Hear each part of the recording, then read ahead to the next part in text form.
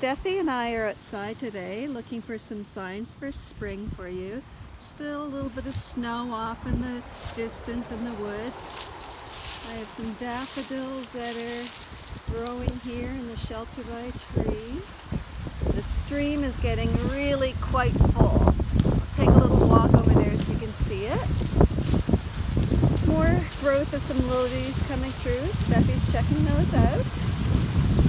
There's the culvert by my house with all sorts of water coming out.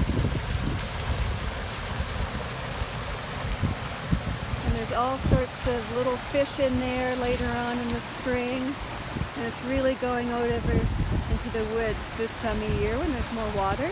Now we're going to take a little walk down to the river and the bridge and see what we can see down there.